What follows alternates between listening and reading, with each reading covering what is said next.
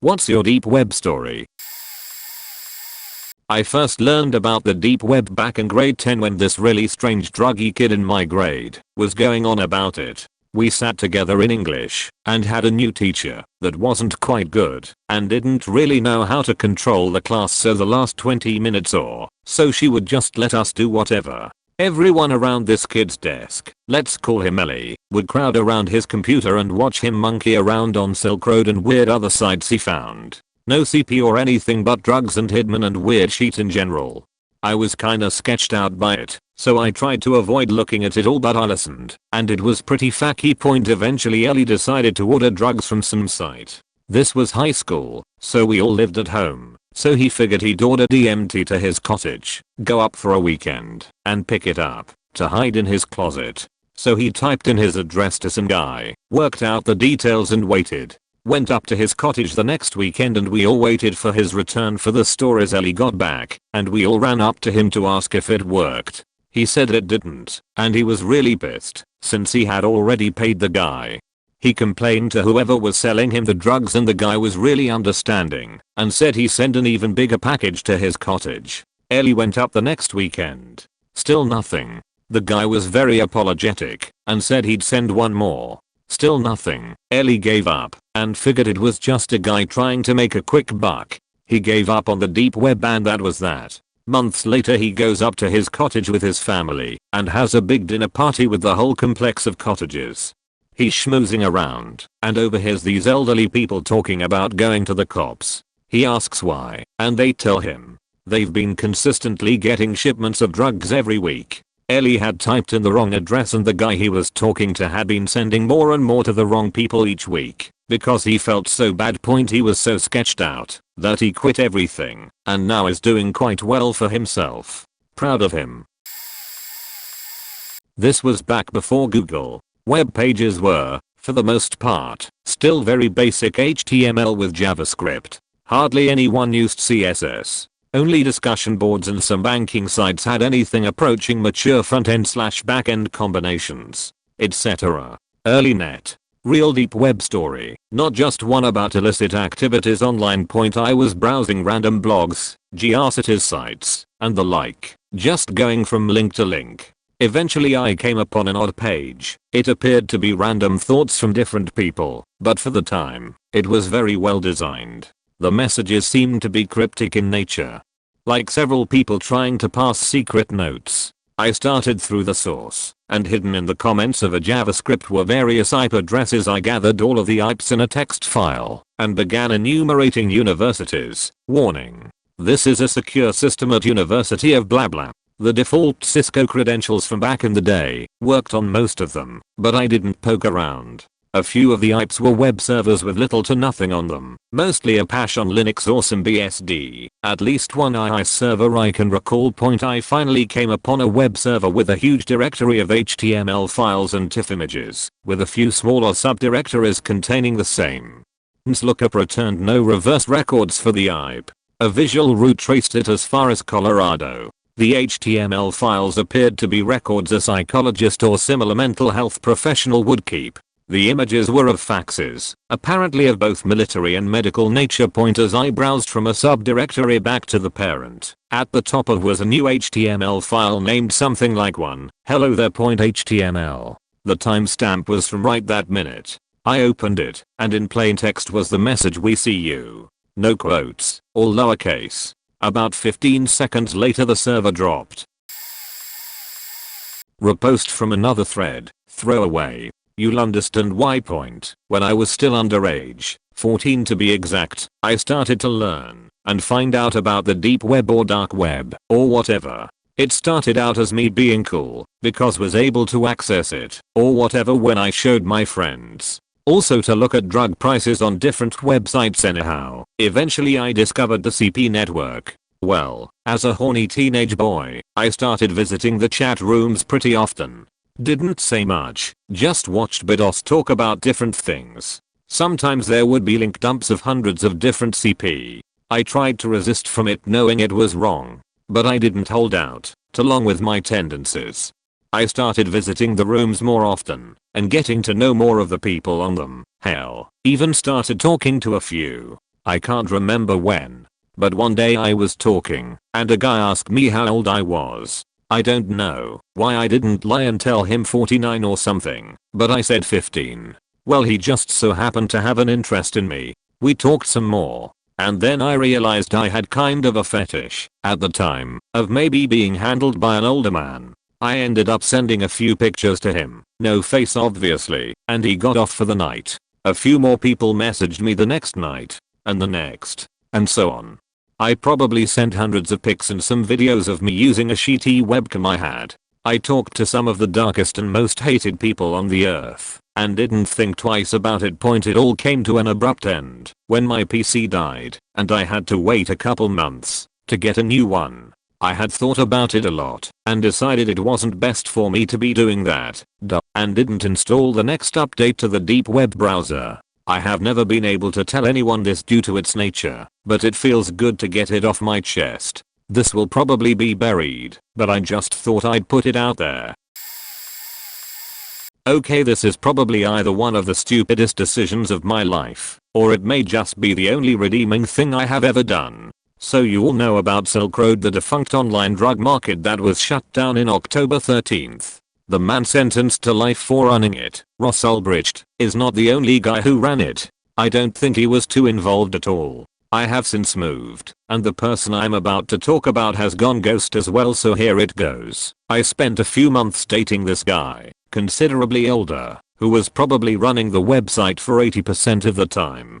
He was always online logged in, and many times in front of me not only used the Dread Pirate Roberts account, but also chatted with who I now believe was the Ulbricht boy. My former so often joked that this kid was essentially his robot and worshipped him. I know he had probably over 2,500 bitcoins at one point. I saw other things that he is stupid for flaunting, such as his conversations that he would decrypt and save to USB drives as insurance's words of him discussing things with police. Either he was an informant or he had them working for him. I think both. I know for a period of about 8 or 9 months that Ulbricht had not logged into the site portal because my ex so became paranoid that the guy might have been arrested or killed or turned informant. He pops back up and they start chatting like old buddies. Supposedly he was hanging out with family and having personal problems. I don't know the specifics and have never told a soul. When they arrested this boy, my ex took off. Said he was going to visit his parents and lay low for a bit and then abruptly vanished. I did see him as last online X hours ago on WhatsApp here and there, so thankfully he's not dead or in jail. I think point for those who might think I could be getting him in trouble and him being a beach/vengeful/rat. No, I ain't. He's not a US citizen and is most likely not in the US. TLDR/LE5. Ross Ulbricht was definitely not the Dread Pirate Roberts as much as he was accused of. That would impossible. He sure is paying the price for it though. May God make this guy's situation better one day. He's paying a price for shit he wasn't too vested in. The majority of these stories will all be the same because they all come from people who downloaded Tor and went exploring or browsing. The vast majority have found the hidden wiki and clicked on some links. There is a fundamental misunderstanding here of what the dark web is designed to do. Those links from the hidden wiki and other point-and-click entry sites are designed to be found. The most obvious are the darknet markets. They want customers. They put their URLs out there. They list themselves on the wiki and other Tor directories.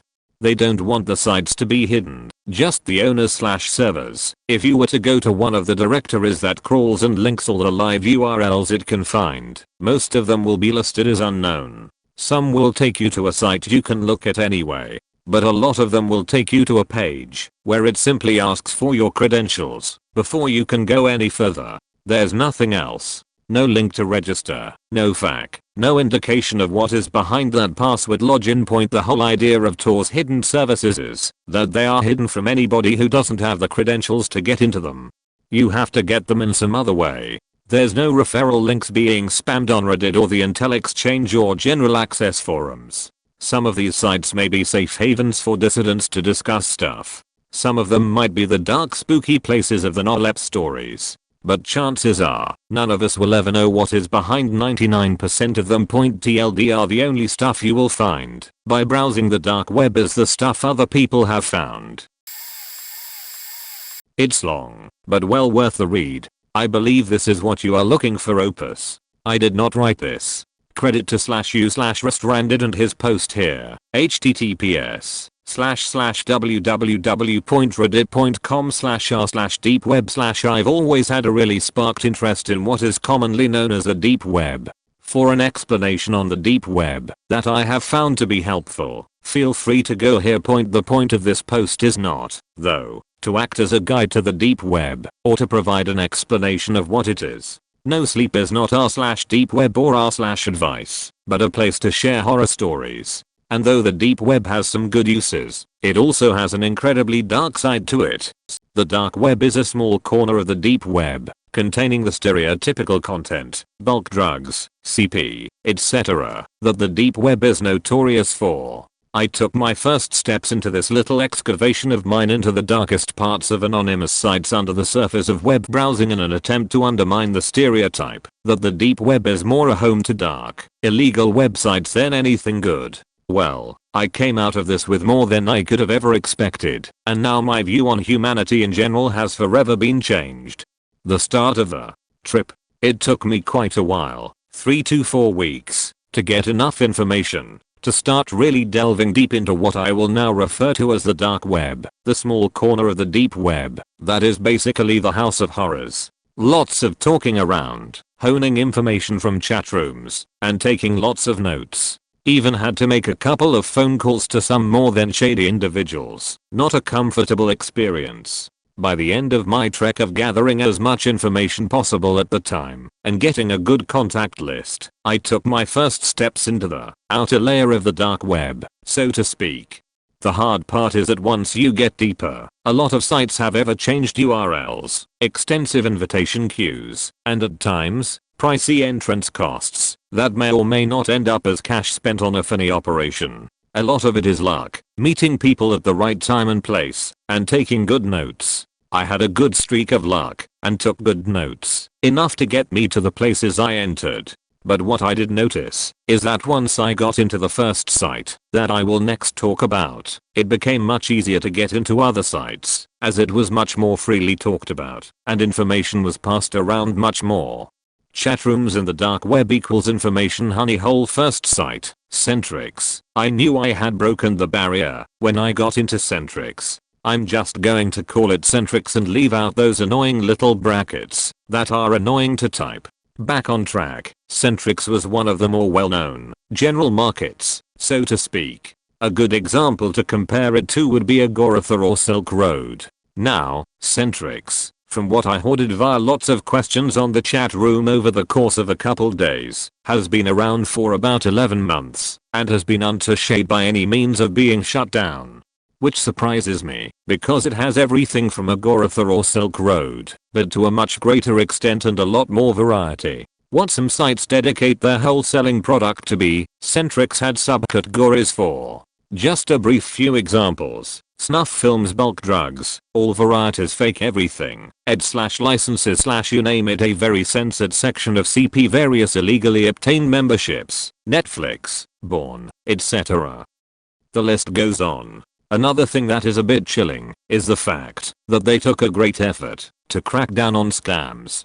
The big deal on sites like Agorapha or Silk Road, they have a lot of scam vendors. This site didn't, and they had a lot of proof to back it up that I will not go into detail on. Samples, intros, etc. I also met a guy in a chat room that was nice, as far as that goes for an active dark web user like himself, who verified/hashed some of the links I had collected and vaguely sent me in the direction of other sites for my personal use. This was a great help and led me to my next site, which from the illegality and general moral of the site, is what I consider the next layer or gate into the dark web.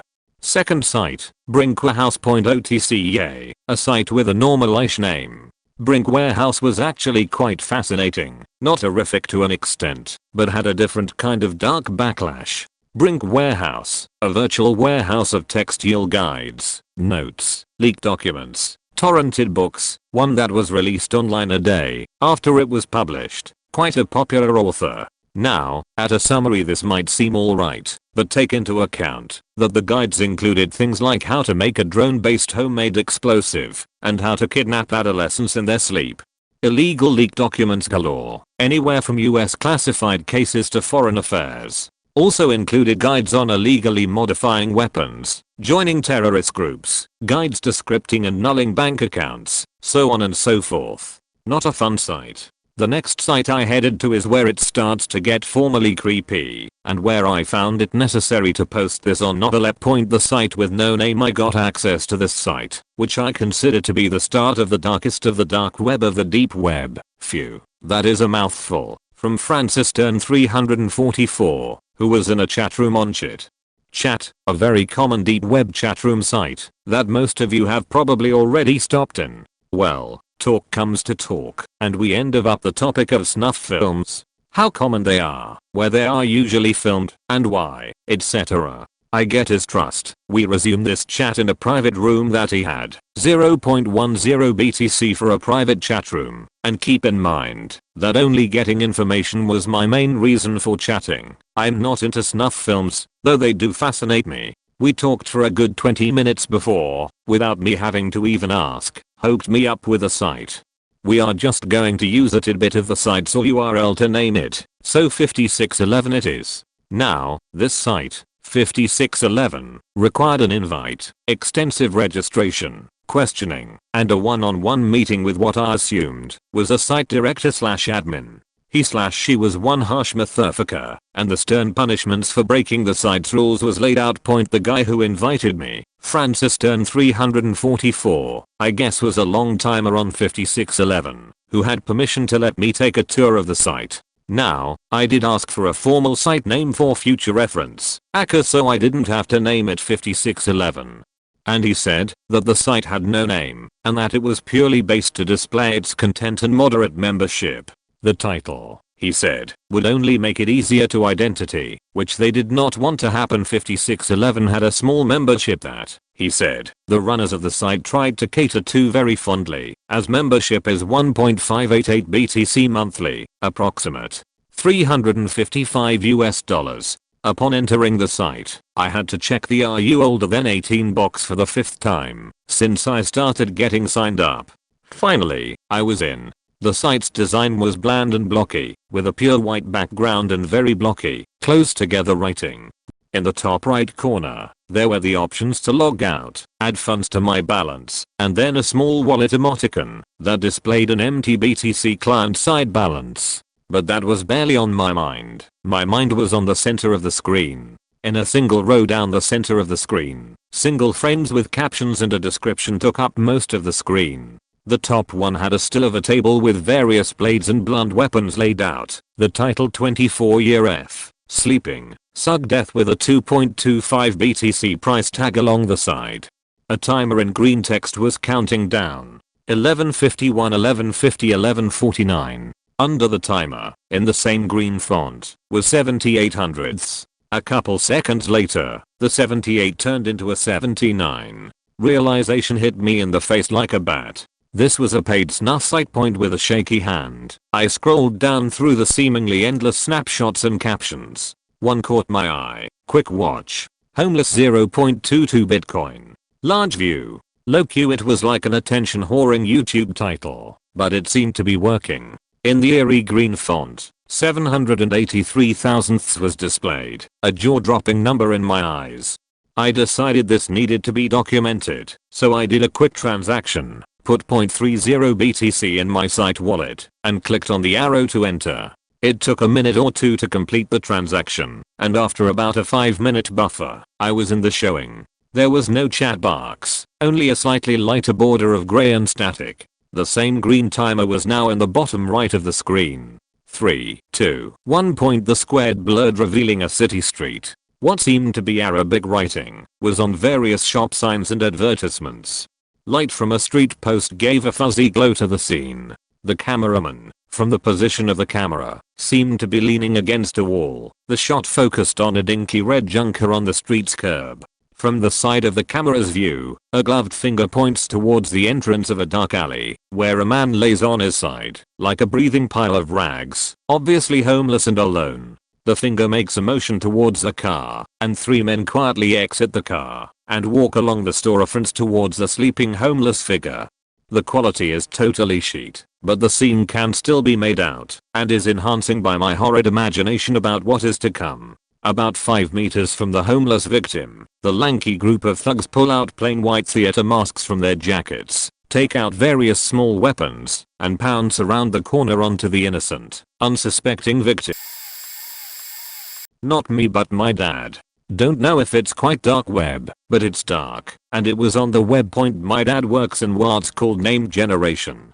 Basically, he gets hired by recruiters on a project by project basis to call into companies with a secretive mid-high chain of command, typically with salaries ranging from 250 plus K, as a fake person, so that they reveal the entire inner workings of the company. Can't reveal what he says. Trade secret. This is for stealing away employees, general knowledge, or God knows what. This entails a lot of research to get to know the industry, and it's usually something like investment bankers, video game developers, or insurance hours. One day an unnamed client asked him to find out the Command for Hire Guns group that did work in Iraq and Afghanistan for the US during the recent wars. It was unusual, but right in the middle of the Great Recession, and work was work. So he took it, and got pulled into a lot of weird places. Phone calls to stations in Afghanistan, to talk with army leaders, strange websites, and worse. He even landed on a terrorist website written largely in Arabic that was a call to arms and jihad. All this searching for what was essentially military secrets coupled with a few clicks on some radicalized Islam sites eventually led to a single message in text popping up on his screen. It said, "Oh, so this is what you do in your spare time." No one else was home, and he was sitting at his desk as the message popped up. Needless to say, he freaked out, slammed his laptop shut, and called me, as a more tech-savvy person, to ask what happened. I was baffled. He hasn't taken a military-industrial complex job since .edit. Reddit calling bullshit on various things. I don't know what to tell you all. I helped build a website where journalists could sign up to securely come into contact with people that would like to leak information while remaining anonymous. There are several such services in Tor. Unlike what many people think, dark webs are not all about drugs and illegal fraud. To be honest, this was one of the toughest challenges I went through as a web developer with years of experience. People that help maintain websites accessed through Tor go through a struggle to keep their website up every day. I'll try to explain why in simple terms. First of all, respecting people's anonymity is fundamental. You can't keep blogs of any kind. Blacklisting is pointless. The way Tor works, it's pointless to block an IP or IP range in the same way that surface web websites and services IP ban users. This wouldn't have been a problem if there weren't bots crawling the system 24/7 looking for vulnerabilities. It's easy to notice the pattern when you're in control of the website. No efficient way to block it though. Any attempt to do so would block a large number of people from accessing the website, or at least make it more inefficient for them to access it. Given that we were getting visitors on our website before we had even announced its creation, we decided that it wasn't a good idea to test things live, because we were in danger of getting our servers compromised. Even before we got started. After going public, we realized that we were overwhelmed with malicious attacks without a stop. It's unclear if we were targeted by someone that was against the purpose our service had, or if it was a super intelligent automated procedure related to the automated bots I talked about before. We actually had to take down the service for several days in order to safeguard it. Another thing is that bandwidth is very limited. Both you as a webmaster and the users have limited resources, and you have to keep that in mind when building a website to be accessed from Tor. Aside of that, many functionalists and design innovations of the modern web were a no-no to us, since most people using Tor block all scripts without exceptions. Finally, reliance to third parties must be zero. You're all by yourself when creating a website in the most controversial side of the internet. Even our ISP had close to zero customer support. We had to figure out many things on our own after receiving a confirmation email saying they had received our payment and would provide us with services. Turns out that this was for our own good, but also helping the provider stay functional. Any shred of customer friendliness would either result into them getting spotted or flooded with unbearable spam. Not technically deep web, but a while ago I was bored, faking around on a random, online, anonymous image board late at night. I made a post claiming that a long time ago, some kids at my high school got a hold of some nude pics of my sister from one of her pissed off ex-boyfriends. I uploaded a shoulder up picture of myself and said that if someone could post something that made me cry, I'd show everyone the pics to make it believable. I uploaded some relatively convincing pics of random girls with their eyes black barred out, claiming they were my sister. People proceeded to berate me for my physical appearance and demand pictures of my dick. They went on to tell me how I was worthless and how my sister was a slut. None of it was really that hurtful. I found that it's hard to make someone upset when you don't know anything about them. Anyways, someone eventually replied with my first name and claimed that they would post more of my information if I didn't up the pics. I just assumed it was one of my friends faking with me, so I ignored it. Then someone, I assume the same person, posts the month I was born in. Now I'm like, what the fuck? Would one of my friends really do this? Then comes the year and the city I was born in. Fuck. At this point I've been floating on the front page for at least a couple hours or so, and shit is starting to blow up. I change all of my passwords. This dude is obviously serious at this point. I'm a college student listed in a directory, so knowing my name means knowing enough about me to fuck me over a bit, given the manpower, which there was plenty of at this point. At this point, the post has been going strong for a few hours now, and the replies start taking a heavy turn for the worse.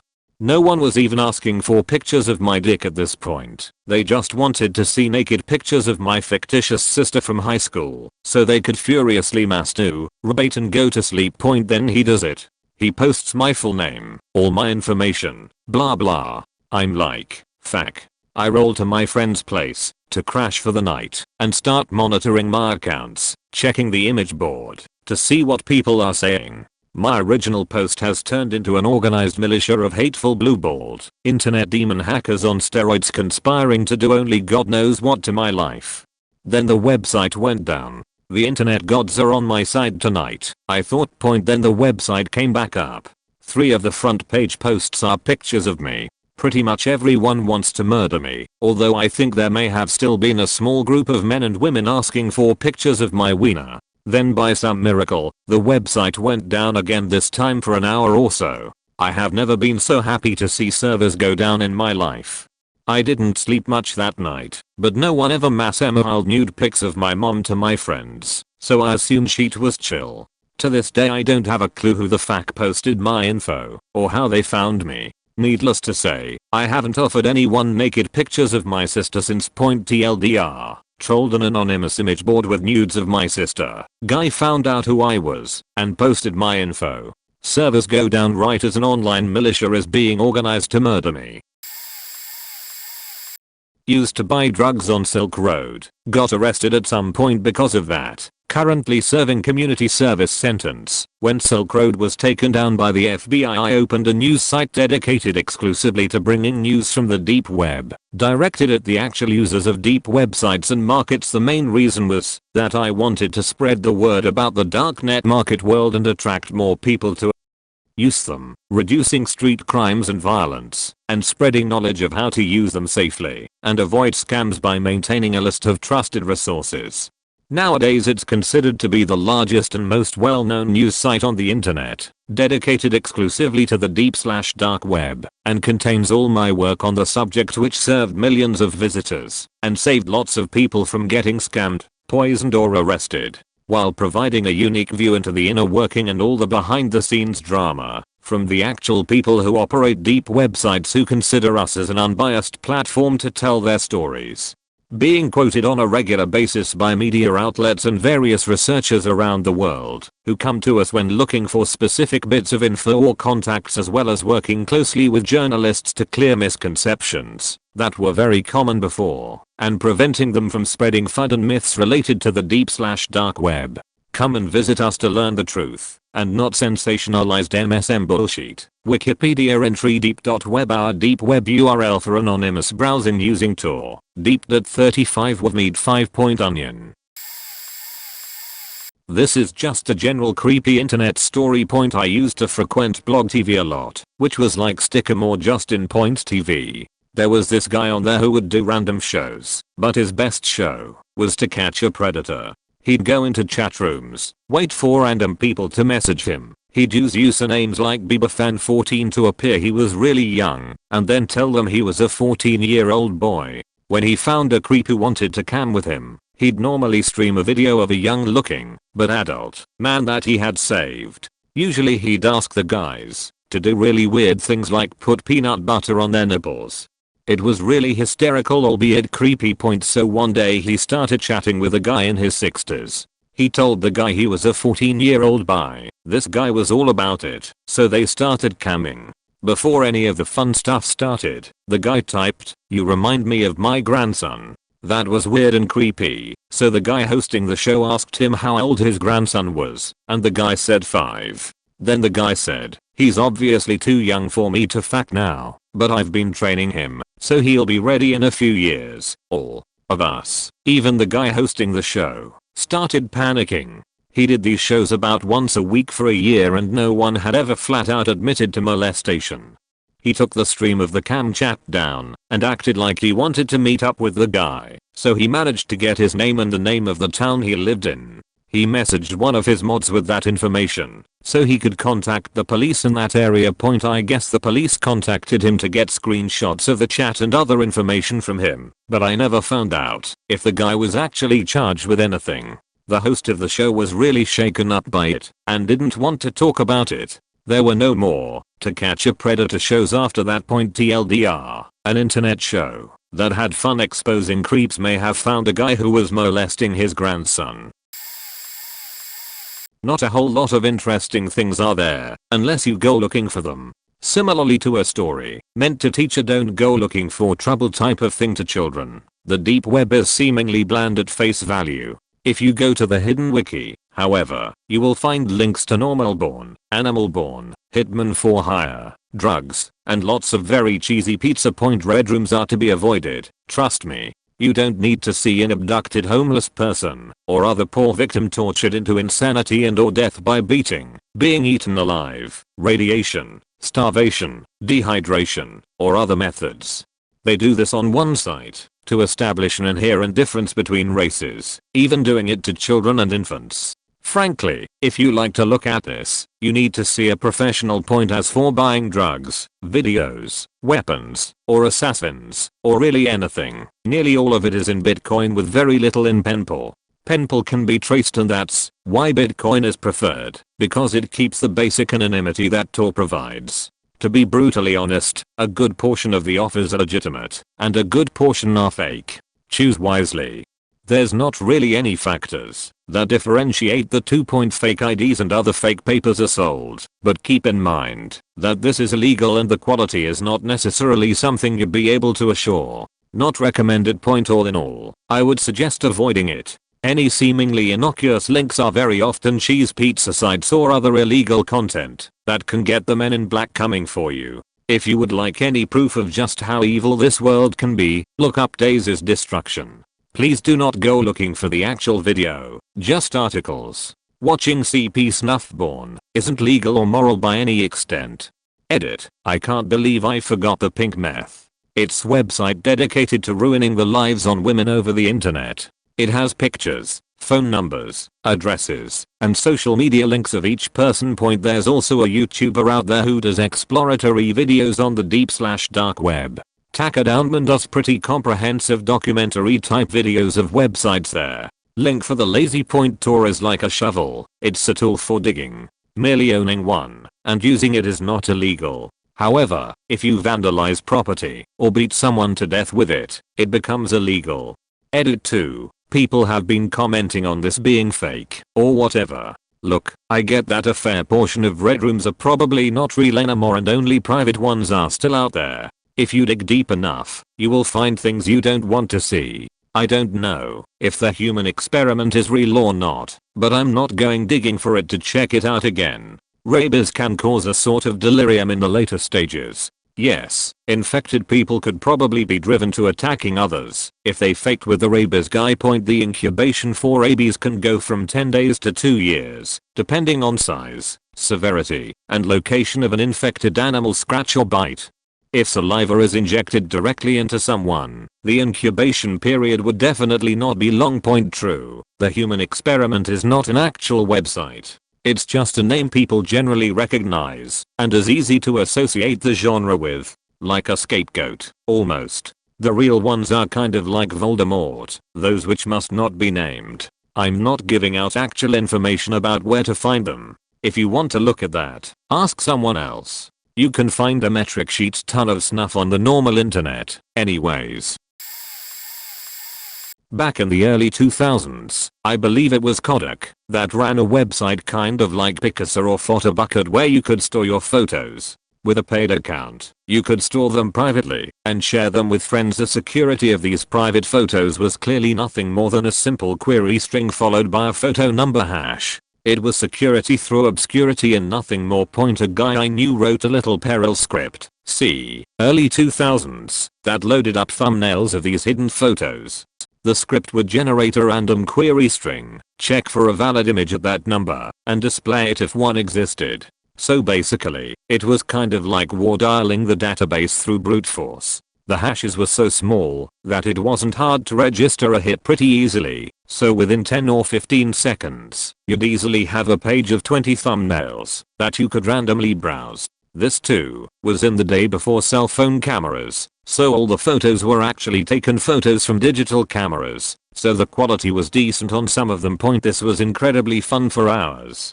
Strangers at their kids' birthday parties. Family reunions. The best part of all is that about 60% of it was amateur born. There was more hairy beaver in there than at the zoo. Somewhere around the 200th click, I got my first glimpse of cheese pizza. And somehow the script's algorithm got into a run of photos. I think the script taught itself certain patterns or something to increase its hit ratio. Anyway, the script began delivering 1 or 2 per screen, which I quickly clicked past. After about half the screen was filled with CP, I swore off of it and never loaded it again. My friend told me later that they changed their security and the script stopped working. It's just as well. That was nearly 15 years ago, and I can still see the sweet little face of an innocent 6-year-old girl with a giant cork in her mouth, and every time the image comes to mind it makes me sick. If I could take back anything I've ever done on the internet, it would be that evening, the one and only time I've ever accidentally stumbled upon cheese pizza, and that was one too many.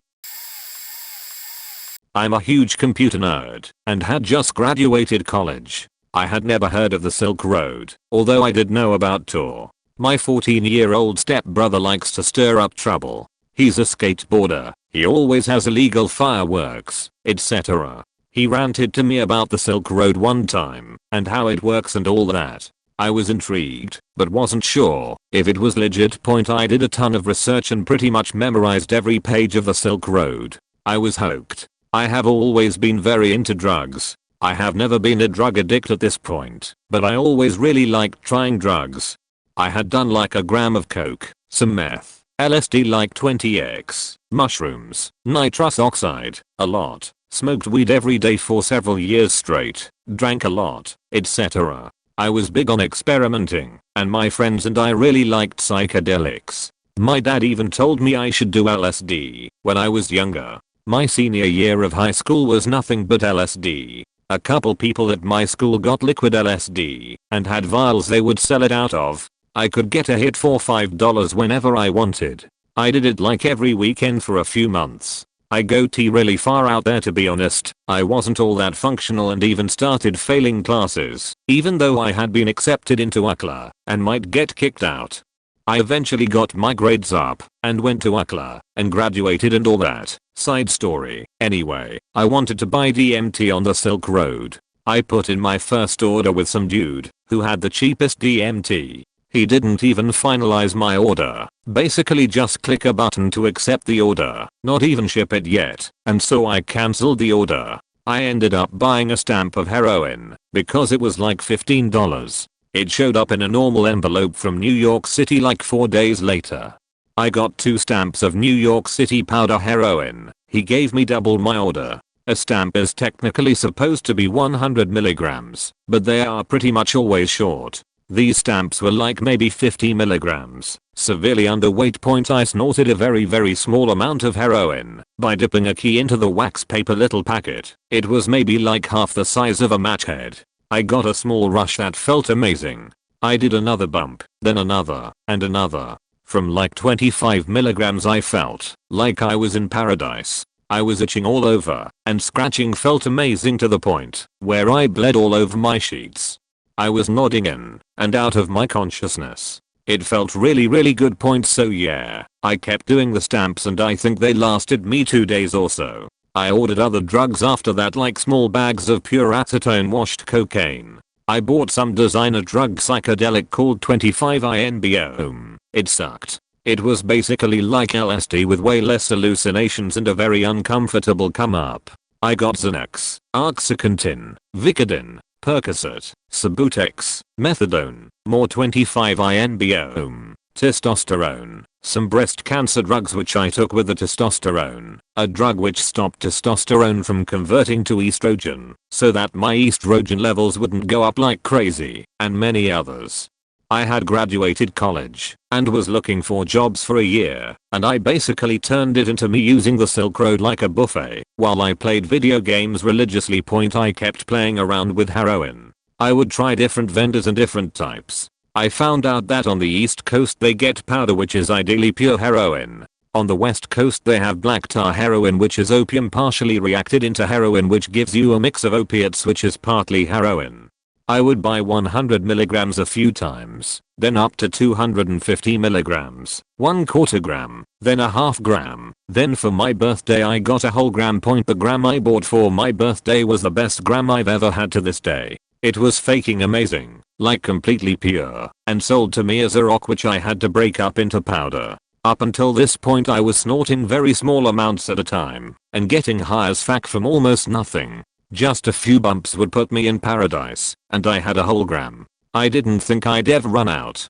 At this point, if I stopped using I'd feel a little weird, which I realized later was withdrawals. I'd start sweating, get diarrhea, be confused, and get extremely depressed. I finally got a promising job interview that I studied for like crazy. I spent 2 weeks reviewing all my old work because I was told the interview would basically be a test. I had to bring my bag of that amazing birthday heroin and do some in the bathroom because otherwise I'd get sick. Well, the guy who interviewed me was a total dick. I was 30 minutes late because the last 2-mile stretch from the freeway exit to the company was undergoing construction and was completely stopped.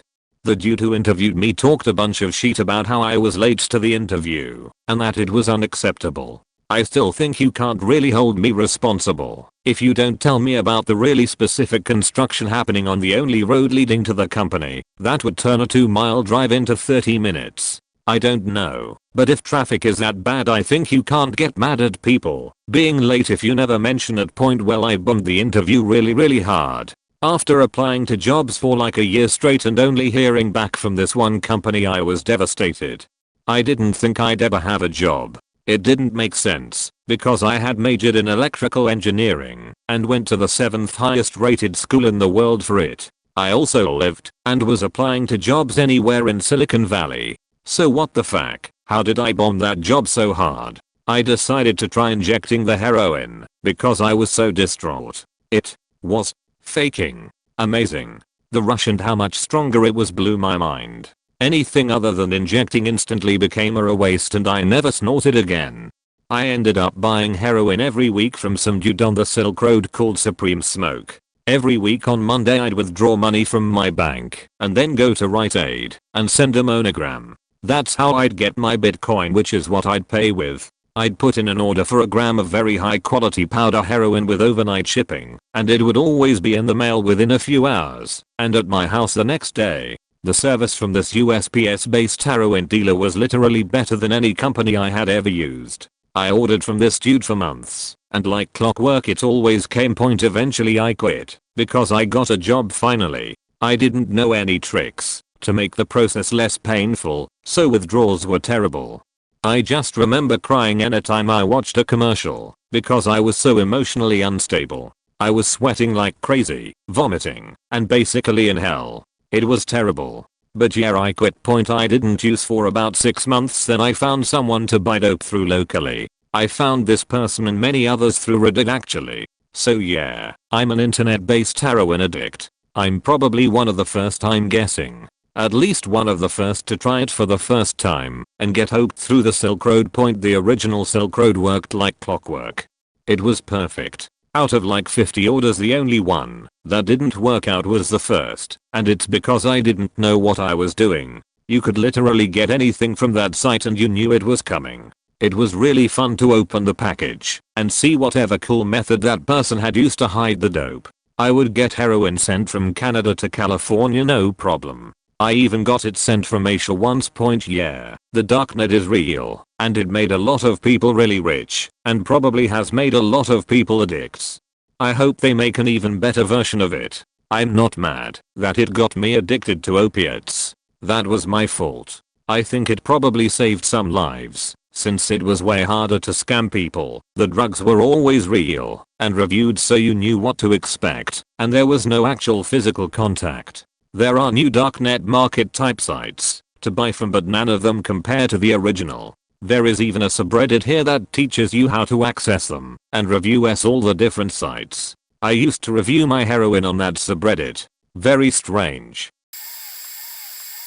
I just graduated high school in 2012 when I discovered Tor. I wanted to self-medicate all of my mental problems, so I googled how to buy drugs online. This led to Silk Road's wiki page. I found out how to access it, and I began looking and researching. I ended up choosing Adderall. I never did it before, but I read that people's social anxieties would go away when they take it, and that it will help you study. I found a seller, and I purchased it. I didn't know how to encrypt my name or address, so I just typed it without using PGP. Anyways, I received it 2 to 3 days later, and I loved it. I was literally holed up in my room prior to that, miserable and always unhappy. I was just recuperating from a mental breakdown, so I was desperate to look for help. Adderall completely made me a new person. I love it. I wish the euphoria lasts. The effects were so great that I was very close to buying $1,000 worth of Adderall. I don't remember how much Adderall that was, but I do remember the price. I even researched how to avoid building tolerance, etc. to prepare for this. The only reason why I had the money was because of student refund. Thank goodness I didn't do this, because this was around the time the FBI was monitoring Silk Road. I think it was around November 2013 that the website got shut down. It got shut down literally days after I was planning on buying that many Adderall. I couldn't believe it. I kept refreshing thinking it was a prank, but nope. I imagine that if I did go through with buying that many, they would think I did it to sell it off, and I would have gotten into trouble. Plus, my name and address were completely visible because I didn't know how to encrypt it at that point. All the drugs I've ever done was all to self-medicate my depression and stuff. I also bought Wellbutrin and Lexapro after Silk Road's reign ended. They didn't help me. Adderall was the only thing that works, but I never abused Adderall. I was so careful about wasting it. I would take one once in a blue moon when I needed it to study or if I wanted to be happy and euphoric. The first time, I bought 20 pills, but after that, I just buy 5 at a time, which would last 4 months to a year. I still have 4 left which I bought from Agara like a year ago. My mom accidentally found it in a greeting card that I hid into, which I forgot about. I almost threw it away as well, because I forgot they were in there. I just told her they were vitamins GLDR. Almost bought $1,000 worth of Adderall when Silk Road was being monitored by the FBI. Back in the day, some of the guides on TOTS teaching you how to do illegal things. My favorite, how to rob a bank. I'll post it for nostalgia. Well, now, you say that you want to go and rob a bank. You say that you need easy money. This entertaining little text file will give you information and tips about how to easily rob a bank and get away with it. First off, You'll need a bank, obviously. Well, I would suggest something famous, like Wells Fargo, or Bank of the West. At least you're certain you'll get in the newspaper. For about 4 weeks, stake out the place, without attracting attention to yourself. In other words, don't open an account there. Next, you'll need a gun. I would hardly recommend a small pistol, or a shotgun. Machine guns and armed missiles are not recommended, as they usually end up making up quite a mess. Remember, if you are caught, you don't want a vandalism count, do you? Finally, before you begin, you'll need a partner. Choose somebody you know well, but not too well. If worst comes to worst, you might have to shoot him, take him for hostage, or turn him in. Pick somebody dull-witted, like Little Al, or Matt Accurate. In other words, somebody you won't miss too much. Now, you're ready to get started. But you'll need a getaway car. I recommend a Buick, or a van. VWs and Mack trucks just won't do. Get something with a lot of pickup, like BSBAL, otherwise is station a boat wagon. You might want to remove the license plate numbers, so the police won't have any information about you and your party. What? Did I say the word police? Well, I'm not talking about Sting and Friends. I'm talking the Blue Knight / Dirty Harry type buggers. They can get nasty with those little guns and nightsticks. Hey, can be rude too. Inside the bank, you'll have to rob it quick, as people tend to scream when others with ski masks enter. I would also recommend dressing all in black. There will be security cameras there. Nasty things. Get rid of them. Also, there might be a security guard or two in there. I would suggest shooting them, as they make lousy hostages, and make sure you kill them. Remember, if you can't stand the sight of blood all over the neat little carpets they keep, don't bother robbing banks. Stick to something like credit card fraud, or phone phreaking.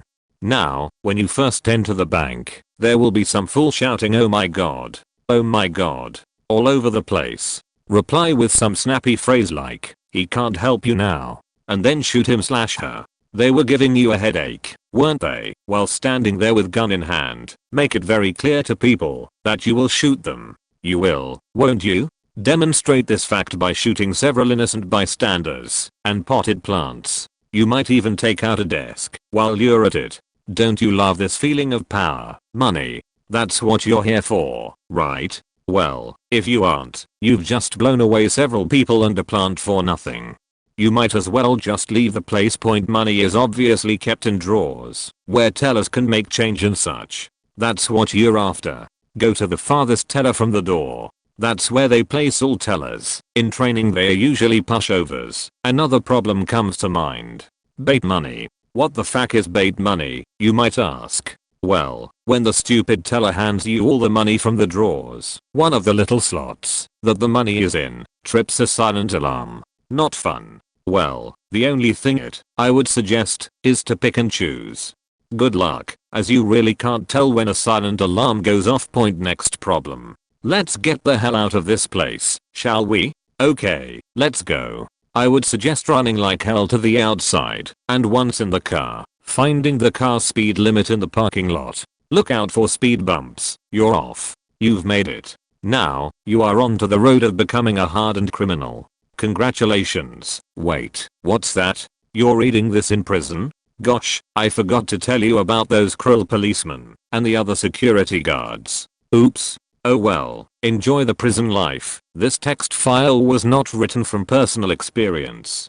The Daredevil, Anarchy Incorporated, and all members within are not in any way responsible for actions that people might take against banks and such. We do not supply lawyers or post bail. If you were jailed because of this text file, well, that's your problem, not ours. Friendly tip of the day, try practicing on 7-Elevens and Burger King before moving up to banks. It gets you psyched up for your job. We do not recommend taking hostages, because I might be at a bank someday when some idiot runs in with a shotgun. And 1984 Anarchy Incorporated. All rights reserved. Have a nice day.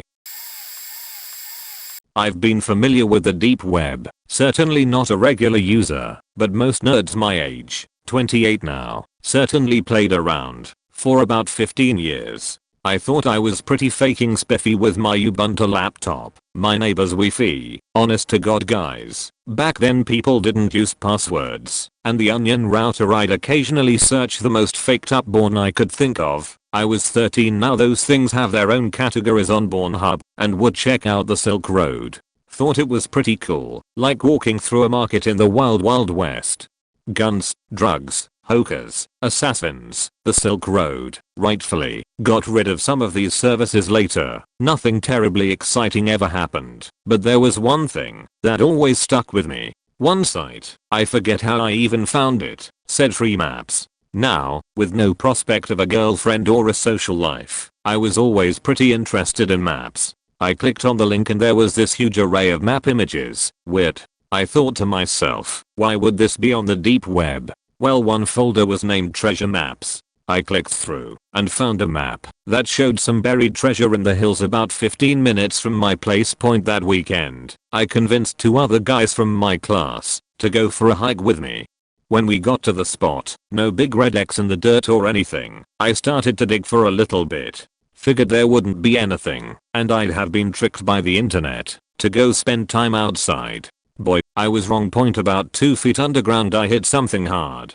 Dug around it and it hit an honest to God treasure chest. About a 1-foot cube. Looked to only be within 5 years old. I opened it up, and I swear to God, there was a single piece of paper in there that read, "Op should have used a serious tag." My experience with Tor: I bought 3.75 BTC from a family friend for 50 New Zealand dollars when I was 13. That's all they were worth then. Time passed, I forgot about them, and then I discovered this thing called the hidden wiki on some regular web page. Apparently it linked to these dark websites such as, but not including, Silk Road, the Armory, and multiple dark sites, including CP. The first 2 sites interested me because I was at a loss to how they could exist. I eventually made my way to the Silk Road, became increasingly fascinated by the large variety of products, the system of payment and escrow, and the kind of person that would be there. I viewed the sale pages, looked at the pricings and thought long and hard for what a 13-year-old boy with $700 INZD worth of BTC might want on a site like this. It was the first time I'd been able to use them for something, and I spent ages fantasizing about what I could buy. I eventually made contact on the site with a Canadian designer drug dealer who was selling some mixing decks. We talked lots about music, how he lives as a Silk Road dealer, all the while as he tries continually sell me his designer drug Gold Cobra. I eventually bought the decks, nothing more, costing 2.15 BTC, incl shipping. We didn't speak much after that, just about package location etc, and eventually it arrived. A box wrapped in brown paper, and covered, I mean absolutely covered in stamps. I wish I had a picture. I do. I opened it, and there it was, my decks. Full working condition and all. I messaged him, the dealer, and thanked him for his package, and released the BTC that were in escrow. I kept scanning Silk Road for several months afterwards as the price of BTC went up. Eventually the site was raided by the FBI, and I lost about 1 BTC that was in my account. I found it quite funny, to be honest, and begin to delve into the news of the raid, the agents who allegedly stole the BTC, and the continuing story of the Ross Ulbricht trial. I stopped delving into Tor after that, as I had no reason to be there. I regret losing those BTC because of how much they are worth now. But I use the decks that I bought from a mystical Canadian drug dealer to DJ now, so I guess that's a plus. I really enjoyed my experience though, and I learned so much about the internet itself on the way. TLDR, bought BTC for $50. Went on Silk Road a yearish later. Bought mixing decks from a Canadian drug dealer. FBI stole my money. Learned lots. Cheers. I had used Usenet since before there was an official internet, but no one matched the craziness of a lunatic on alt.fan. J. Garofalo. He was having a fight with someone named Sergeant Yuck. Yuck had been trolling him and was just having some fun when this nutjob went off the handle. He started accusing everyone of being this Sergeant Yuck, even after it was proven to him that these posters were posting from all around the country. He was convinced that this Sergeant Yuck was getting dial-up in every city just so he could make it appear as he was posting from different cities. He would post things he searched on Google archives that would have to take at least 40 hours to compile. The level of insanity was unmatched in the 35 years I've used Usenet. I think it was May 2003, because the Iraq war had just started. Someone posted under the lunatic's name a bunch of racist stuff shortly after, and then he spent every waking moment harassing anyone that used a name similar to Sergeant Yuck. He went as far as posting the times that one person with a Sergeant Yuck email address picked up his kids from school. I remember he was posting these walls of text and people would get more upset at his 7k text posts than they were at the troll's racist stuff he was trying to deny. I keep a link to most of those posts when I need a laugh. That Britney Spears group was hilarious. They posted his real name and address. Some guy came in after a month of him pulling out his hair and accusing everyone of being Sergeant Yuck, explained to him how he was wrong to the point that a 5-year-old would understand. He didn't get it. Edit, fixed a misspell, and added this website that for some reason updated the story. http://www.mombu.com/politics/ledit. 2. Worried that lunatic may be still out there. I have to state that I googled alt.fan.j Garofalo Sergeant Yuck, and that link was one of the top results. I'm not, and never have been Sergeant Yuck, nor am I the person that commented on that link.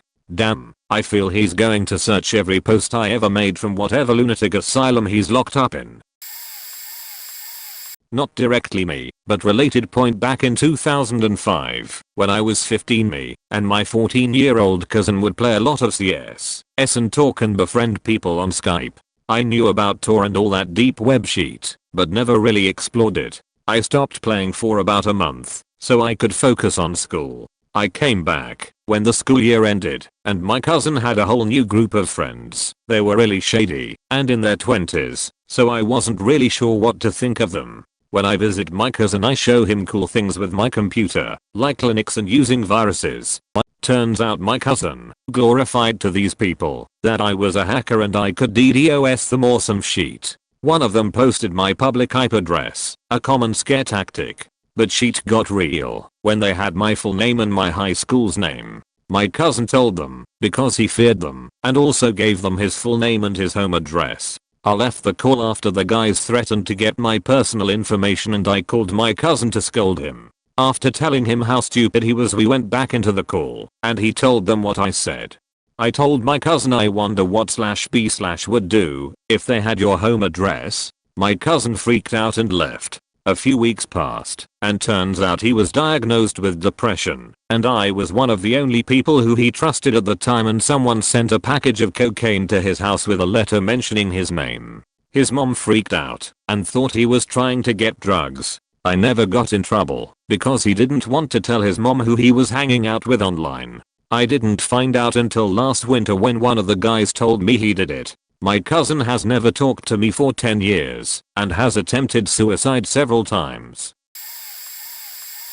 I was both using Steam and Ike some time ago. There was a virus going around on Steam where your friends clicked on a link with a Trojan virus. Once you downloaded from that page, it would then message your friends on Steam with the same virus and would continue the process. The link was well made and it looked a lot like an Adobe Acrobat page. One of my friends sent me a link. I looked at it and stupidly downloaded the exe file or whatever extension it had on. He always sent me legit links and I never once thought it was a virus. I think I had to input some minor information such as name and email, and I did that. I know, very stupid. After it was downloaded, I realized what I had done. I looked back at the page and the Adobe symbol looked odd. I looked at the webpage more carefully, and a lot of the hyperlinks lead to nowhere. I thought my computer was done. Shortly thereafter, my super anti-spyware program detected a virus. I ran a full scan on my hard drive and the spyware program removed it immediately and effectively. I was so relieved. I ran hijack this and removed any bogus files that I could not recognize from my previous scans. All was removed and my Steam account did not get hacked. Moments later, while I'm on Ike, some random person messages me, "How did you remove it?" I told him to shove it up his asshole and that I wouldn't tell him how I removed the virus. I tried to right click his name and screenshot his IP, but he logged off too soon. TLDR, downloaded a virus, effectively removed it. Hacker guy later messages me on Ike and asks me how I removed it. I have to let a little bit of my past nerd out. Before I became a working man, I thought I would be a computer tech/network admin.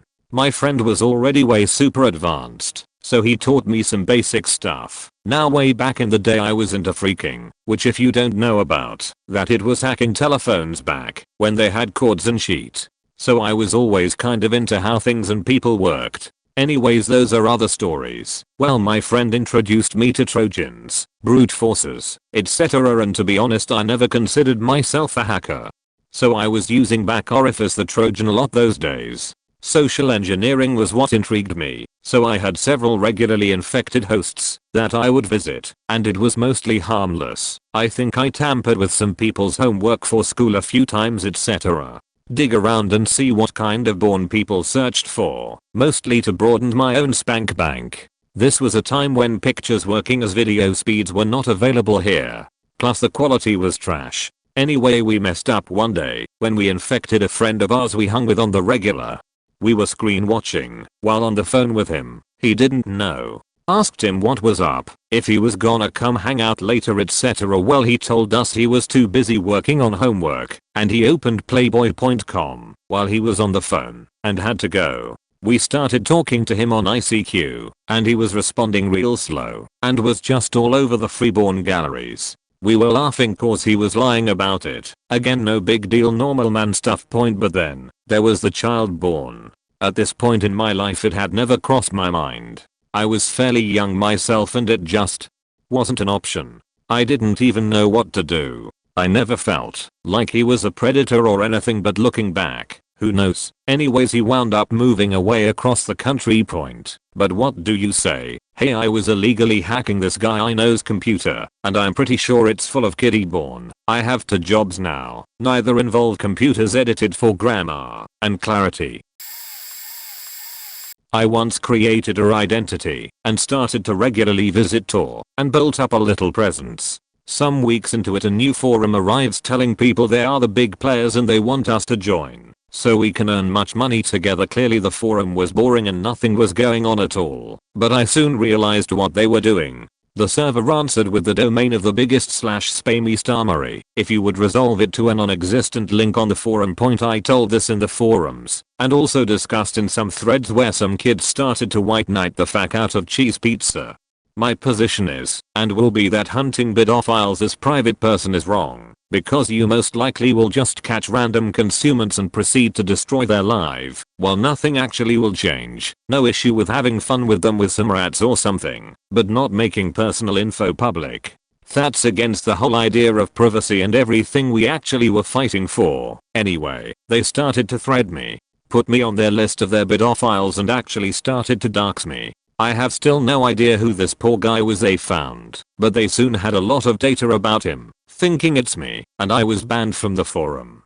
Soon after that they closed it for membership only so the bidos couldn't get to see what's going on, and today I don't think it even exists anymore. What also still baffles me is that some users on r/onion with some better reputations were actively advertising for that specific armory, while in the forums of this group nobody really had a clue what's going on. I still don't really get why they wanted user and what the plan was. I think their scheme was scam clone sites, but I'm not entirely sure. Disclaimer, I have no proof for this at all. I prefer to don't have any data on my computer that could stress me out at some point.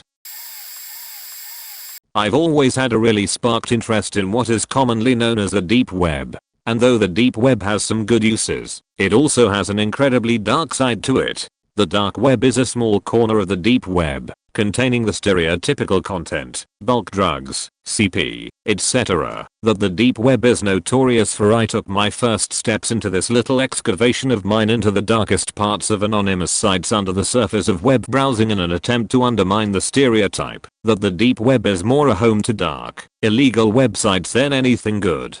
Well, I came out of this with more than I could have ever expected, and now my view on humanity in general has forever been changed. The start of the trip.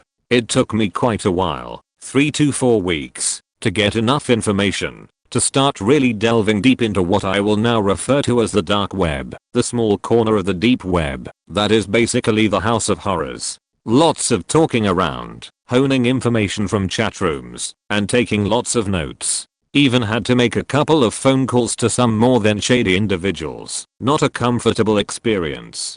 By the end of my trek of gathering as much information possible at the time and getting a good contact list, I took my first steps into the outer layer of the dark web, so to speak. The hard part is that once you get deeper, a lot of sites have ever-changed URLs, extensive invitation queues, and at times, pricey entrance costs that may or may not end up as cash spent on a funny operation point. A lot of it is luck, meeting people at the right time and place, and taking good notes. I had a good streak of luck and took good notes, enough to get me to the places I entered. But what I did notice is that once I got into the first site that I will next talk about, it became much easier to get into other sites, as it was much more freely talked about, and information was passed around much more. Point chat rooms in the dark web equals information honey hole. First site, Centrix. I knew I had broken the barrier when I got into Centrix. I'm just going to call it Centrix and leave out those annoying little brackets that are annoying to type. Back on track, Centrix was one of the more well-known general markets, so to speak. A good example to compare it to would be Agorapha or Silk Road. Now, Centrix, from what I hoarded via lots of questions on the chat room over the course of a couple days, has been around for about 11 months, and has been untouched by any means of being shut down. Point which surprises me, because it has everything from Agorapha or Silk Road, but to a much greater extent and a lot more variety. What some sites dedicate their wholesaling product to be, Centrix had subcategories for. Just a brief few examples: snuff films, bulk drugs, all varieties, fake everything. ed/licenses/ you name it. A very censored section of CP, various illegally obtained memberships, Netflix, Born, etc. The list goes on. Point another thing that is a bit chilling is the fact that they took a great effort to crack down on scams. The big deal on sites like Agorapha or Silk Road, they have a lot of scam vendors. This site didn't, and they had a lot of proof to back it up that I will not go into detail on. Samples, intros, etc.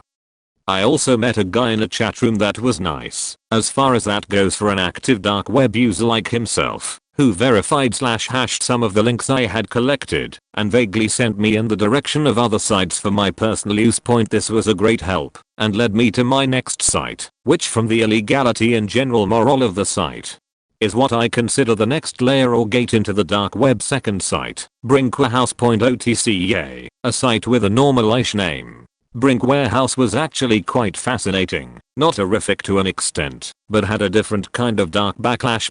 Brink Warehouse, a virtual warehouse of textual guides, notes, leaked documents, torrented books, one that was released online a day after it was published. Quite a popular author. Now, at a summary this might seem alright, but take into account that the guides included things like how to make a drone-based homemade explosive, and how to kidnap adolescents in their sleep.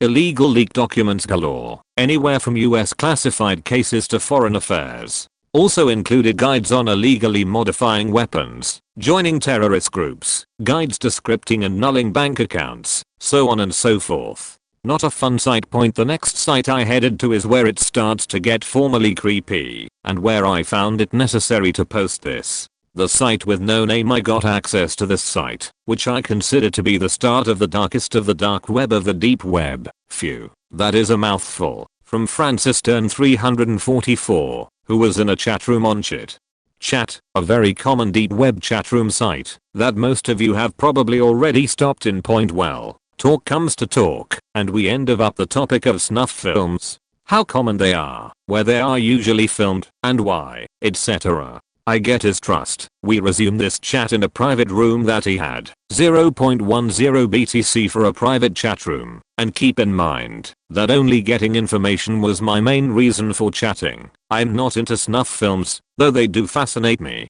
We talked for a good 20 minutes before, without me having to even ask, hooked me up with a site. We are just going to use a tidbit of the site's URL to name it, so 5611 it is. Now, this site, 5611 required an invite, extensive registration, questioning, and a one-on-one meeting with what I assumed was a site director/admin. He/she was one harsh motherfucker, and the stern punishments for breaking the site's rules was laid out.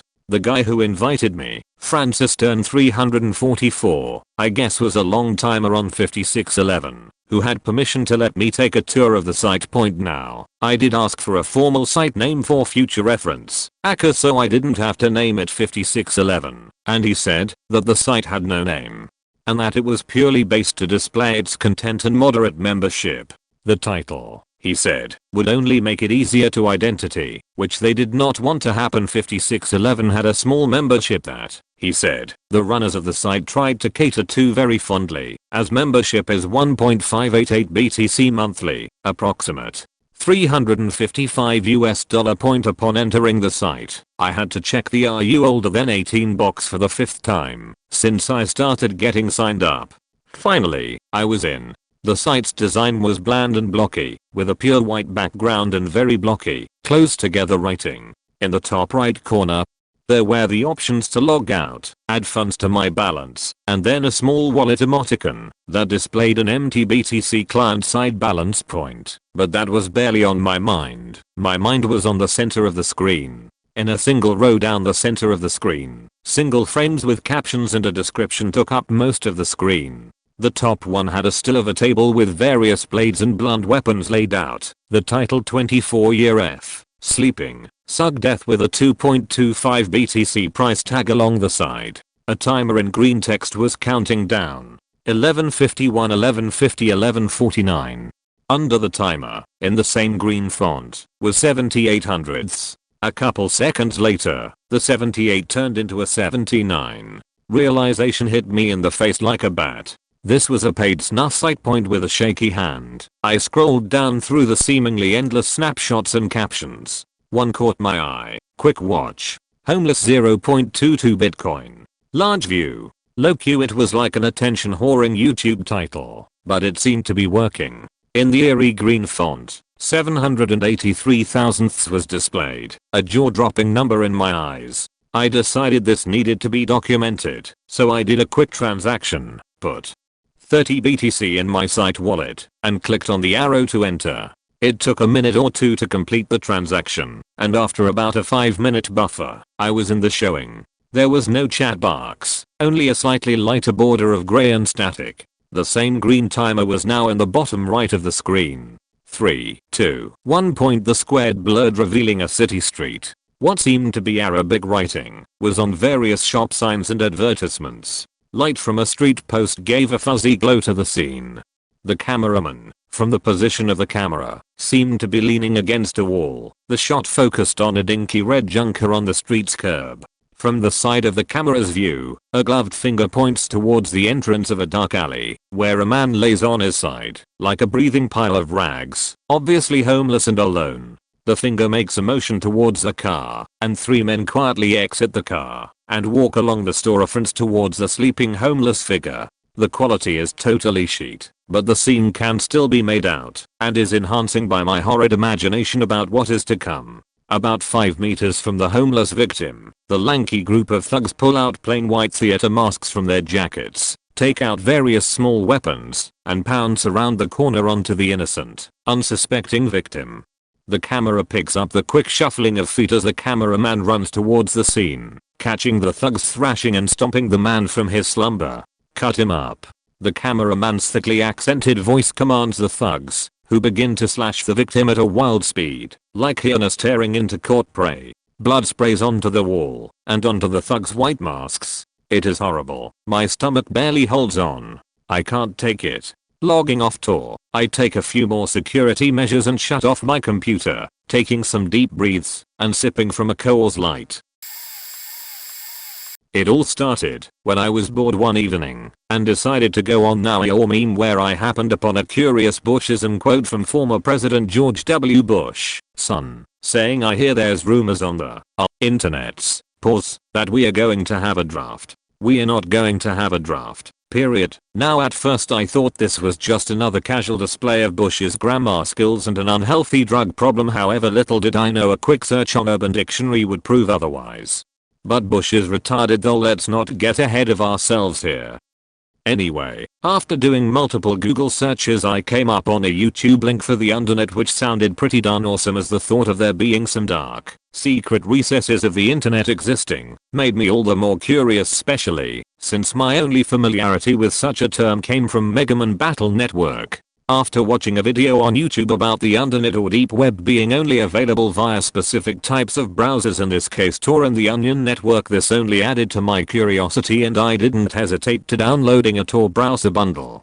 Of course nothing could prepare me for what awaited me on the internet's underbelly. Point from what I gathered, the internet the average, mundane person knows, is exposed to is comprised of a mere 4% of the www's content, while the deep web is a whopping 96% and is 500 times larger, and as I would come to know comprised of mostly child-born snuff, mutilation and gore, anarchism, disturbed facts and black market traders. Typical Green Day fans. My first stop was Larita City, which gave me an insight into the mind of a bidophile, and for some reason has its own autocorrect on my PC. Anyways, this site, as stated on the hidden wiki, was said to have been shut down, but as the editor noted, was just pure bullshit, and it was, because the site seemed pretty active to me. To begin with, there's some search entry, a 0 to about 14 age limit, and one Bido complained about a 12-year-old Thai girl being too old for his taste. It was also very interesting to note that most of these children being abused were done so by their parents. Another Bido griped whilst asking, why is it that only fat beer belly old guys get to have fun?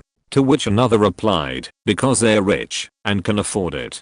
I remember seeing what looked like a 4-month-old baby being exposed to a camera by being held with his/her rear end facing forward, and the supposed mom having their child over their shoulder naked with her tongue out in a photo entitled Bido Mom, which begged the question, who took the photo? No, a majority of these the ones who are over 8, I think. Children. Location maybe Thailand. Forced into prostitution. In one photo the child was happy to be sitting down and interacting with another child her age, but the whole scene is a nightmarish contrast, seeing as they're in whatever hellhole they're in, probably placed there by their poor, desperate sick fuck of a parents or parent as a way to make money, because white men only vacation in Thailand for one reason equals child rap and ladyboy, and all because of this. I felt both sad and happy for her, and sort of hopefully that eventually she'll be old enough, and if she's lucky, will be able to get out of this life, though most likely not, and for all I know she could already be dead, as one bidophile noted. Most pic and content being circulated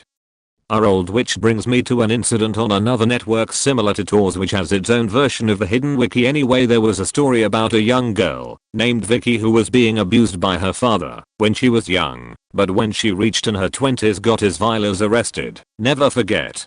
All this was pretty tame compared to the other sites out there that featured morticians taking selfies in compromising positions with your loved, some intact, some with their innards and viscera exposed. Here's a conversation between a Bido and a necrophiliac. Bido: is necrophilia fun? I want to get into. I've spoken to people who've said is alright, but I just don't know. Looks really fun though and I'm interested. Necro: it's faking great. I've been doing it for a year now, and it's a change from my usual thing. Now, apparently, as one necro remarked, there are different stages of decomposition preferred by these people, some like fresh, some like green and yellow and rotting. And it didn't take long to realize what this was really all about: control vs vulnerability, like a rapist who enjoys his victim's powerlessness. And what's more powerless than a naked corpse? Anyway, there was a young girl with dark hair and gunshot wound to the forehead, one that was headless and disemboweled, being spooned from behind on the metal table. The person's face was strategically hidden. And finally, a brunette. Eyes opened, spread eagle. Yeah. Point. Then there was several photos of a man and a woman bathing their young child, and unbeknownst to them their old family friend Jeb, who decided to take some cute photos of a heartwarming family moment, has now uploaded them on some Bido site. One Bido remarked that if they found out the child's parents would hate him, and he replied that they would, but that's why he has to be careful not to blow his cover. but who allows a stranger friend or otherwise take pictures of their naked kid. Also Silk Road, a place where Bitcoin is exchanged for several things, not the least of which are firearms and hidden services and some anarchist literature. But the minds of evil people fascinate me, and I can safely say that the most vile individuals who do so for pleasure derive their motivations from a warped sexual fetish point, really apart from buying and selling black market goods and services. The deep web is just a concentration of Bundys, Damas and gases. One time, we were eating at Sweet Tomatoes Soup Plantation in other states, and there was this single dad there with his single kid calmly and quietly eating. All was right in the world point until dad got up to get them some more food point. This kid grabbed the salt shaker and started pouring it in his mouth. My wife was horrified. That poor baby. Her mommy to be hormones engaging her instincts. He'll get sick. He'll be getting everyone sick soon, I pointed out as I directed her attention back to him. The bottle had passed his lips, and he was going to town on this motherfucker. Like, full on deep throating it. It quickly gets replaced, as if nothing happened as he espies dad returning point cool as a cucumber. I excuse myself for another trip to the bar. I stop the young waitress. Don't make a deal out of it, I tell her in hushed tones, but you'll want to replace that salt shaker when they clear out. Kid was getting down on that salt shaker like it was the last chicken bone on earth. Soon thereafter, dad and son leave, their hunger for fresh salad greens and delicious soups sated. The young waitress I had flagged down earlier approached our table. She confirmed with me that the recently occupied table was indeed the correct one requiring the new salt shaker. I nodded my assent and she proceeded with cleaning the table point. A bit later, we were preparing to leave when she came back by our table and handed me a package of cookies. Thank you for letting us know, she said. Good looking out, TLDR. Gnashed out a kid with a mad hankering for salt. Got cookies. Not a deep web story. Deal with it point gif. When you peel away the layers of filth, crime and obsession, you find that the things hidden deep in the web are simple secrets too bizarre to be considered truth by the casual observer. Most people are too indoctrinated by culture to understand the importance of things like symbolism or metaphor, but there are some who understand what they truly are, and those other people who are treated as innocent when in fact they are to be feared. Point there was once an individual I met who taught me these things.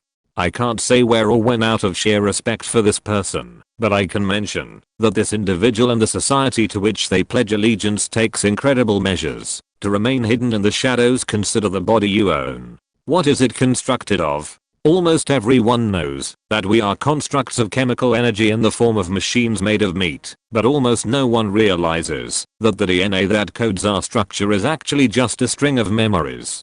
Most of those memories happened long before you were born into the identity you now have, and they serve most of their purpose as defense mechanisms against the countless threats which evolved alongside us. You are an aperture into this realm of objects and space, but behind that you are just a sequence of shifting geometries in the form of a complex chemical reaction point. Beyond that still is the mechanism of legend, the philosopher's stone, the all material. It is the absolute nothingness to which the all owes itself, and vice versa. Point many cultures and religions consider direct knowledge of this to be the ultimate form of enlightenment.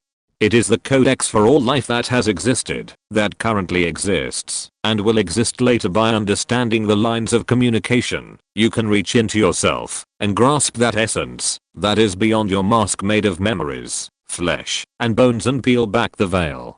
This is an act called the marriage of opposites. It is the ultimate union which leaves nothing exempt. This is the realm where the observer knows from experience that one is all and all is one, that darkness is simply the absence of light, that up and down are two poles of a single spectrum. Point many markers have been hidden in popular media as waypoints for the worthy. Point the golden ladder into absolute truth cannot be climbed for force of will, by strategy, or by cleverness. You must believe in yourself. You must choose the truth from the infinite possibilities that exist for yourself. No one can tell you what to believe in.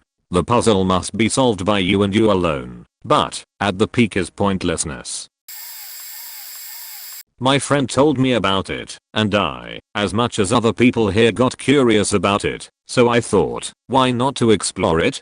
I went to my friend's house and I was ready to explore deep web with him. My best friend and I sat down on his mum's desk and then we started. Downloaded the browser and explored. We got into a site with a lot of URLs to access. We tried the first one and we got to an human experience site which had sick images like children being cutted or starving and other morbid stuff. Completely irrational. We clicked the second link and suddenly all the screen turned black.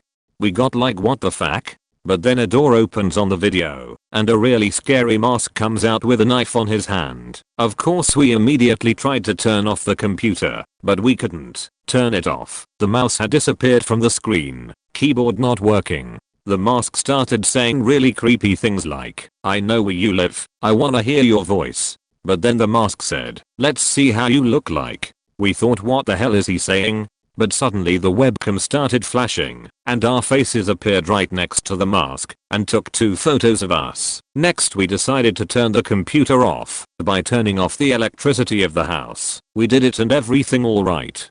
I went to my home and barely could sleep that night thinking about what had happened. We never talked about this anymore, but one day, like 1 month later, my friend said he had just received a letter with no address. Of course we thought about the same. When we opened the letter it said in big red letters, "We are watching you. If you come back, we also come." Therefore months passed since that and nothing weird happened more. If something happens to him, I will never forgive myself, cause the idea of exploring deep web was mine. So guys, never explore deep web.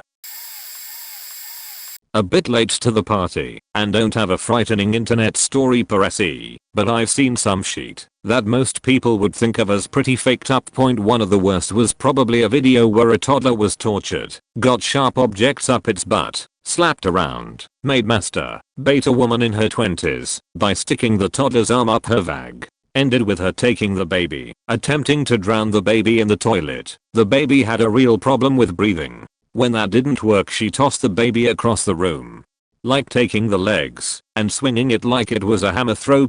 I've encountered a lot of CP, explored deep into the subject. Not that I'm that into it, but I'm more interested in the way that bidos think and have a certain morbid curiosity out of this world. The drug markets, especially Silk Road a few years back, was surprisingly good.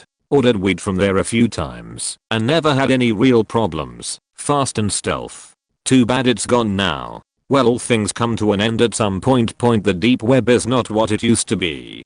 Sure, you can find quite a lot of drug shops and supposedly hitmen and weapons. But I don't know. People with a high standard of moral have completely ruined the environment. DDoS everywhere and trying to censor an environment that was made for privacy and free flow of information, no matter what your opinion on it is. I don't necessarily agree with rap on kids is a good thing, but that doesn't mean that the material itself should be banned. Restricted, sure, but I don't know. The risk is that you go from one ban to another. Well, if you dig deep enough you'll find some legitimate snuff, but you'll most likely bang your head against the wall due to all the broken links that you'd end up with before you find anything of interest. Well, this was my first time trying anything Tor related. And my only time. I really wanted to try Darknet. I'm not sure if it's actually called that or if that's like a kid calling a business PP. But onto the story. One random stranger on Reddit caught wind of my interest in Darknet. I mentioned it more than a few times. Said I really wanna see the parts of the internet few access, and he gave me a list of instructions. He gave me a download link of Tor. He gave me a portal website. He gave me a way to decrypt it. Not sure if I'm using the correct terms. Apologies if I'm supplying you with a headache. And I did everything he said to the letter. I finally log into this website on a Tor private session with what was apparently his password and email. He said something about someone contacting me when I did, so I would have to wait. I assume this is where I faked myself. I waited for probably an hour on this screen, where it says login successful for someone to contact me. I get annoyed after a good amount of time and just close it. Right when I close it, there's another Internet Explorer window under it. It scared the shit out of me because all it was a scary face with this creepy as grin, red letters saying gotcha bud. I tried to brush it off, shut down my laptop, turned it back on, and did a factory reset because I was pretty scared shitless. It looks all good again, i.e. works well. I go back on Reddit and tell the guy what happened. No response. I sleep easy because normally in my room there are no electronics or anything with a camera or a on button except a light. The next morning, I wake up, log on to Laugh Out Loud, and as soon as I'm logged into Laugh Out Loud I'm redirected from the Laugh Out Loud window app to the website I use for my email. Luckily my username for Laugh Out Loud and my email are different and it just kept saying sign in failed. The computer was typing in what I used as username and password for Laugh Out Loud into my email website frequently used. I couldn't control the laptop at all though. At this point it was on its own, typing and even started printing papers. The papers had nothing on it until we shut off the laptop. The printer kept printing and printed my current high school grades, my dad's workplace, my personal debit card number. Then a picture of me from when I was on my way home on the 5 freeway from outside the car I was in. This scared me shitless and I immediately called the police. Nothing they did worked. The guy finally gets in touch with me again and says the account I gave you says it wasn't used outside of my use. No other login attempts. I tell him about the printer thing, how the cops couldn't do anything according to their word, and he says give me a minute. I wait about 5 minutes for him. In the meantime anything connected to my Wi-Fi freaks the fuck out. My Xbox, printer, TV, laptop, cell phone, and tablet all start turning on and off in sync of another item. After some time the TV shows a live feed of me walking around the inside of my house. My phone isn't working, so I can't use that. I decide to book it the fuck out of there and use a friend's phone. Cops come by. They were able to find the camera recording me at my house and track it to 3 places outside of my house. I was happy. Whatever was happening was gonna end. It didn't. The guy came back and said what's your ripe? Me, figuring I can't be faked further, gave it to him. After that everything stopped freaking out. Hour later, and he replied with sorry I don't know who that was. What happened later is worse. I had a crush on this cute girl in my HS a year later, and the day I sent one of my friends her name on Kik and a picture of her, my whole house's Wi-Fi connect devices freaks out again, turning on and off, making annoying noises. It killed me, figuratively. And the worst was on my TV was picture after picture of the girl I had a crush on, and it keeps switching to picture after picture and the TV will turn off. I unplugged it and everything else. Once I turned back on the TV it said she's gone in giant blue letters. Needless to say, I got a new internet provider and everything was normal again. Then we moved houses, got another internet provider, upgraded our devices to the latest things. That shit hasn't happened to me since. The worst part of it all is that the other guy was so casual about it. I worry it was him. I ended up meeting the guy in a public place on accident a year later. He was at a gamers party a friend of mine was throwing, and we all had our PSN or Xbox gamer tags on our foreheads. I recognized his username immediately and told him who I was. I told him every event, even the ones he knew about. He just said I'll see what I can do. It's also funny that I call and text the girl that I used to have a crush on every now and then. My phone always says unable to send or goes immediately to her voicemail when I call her. She's faked up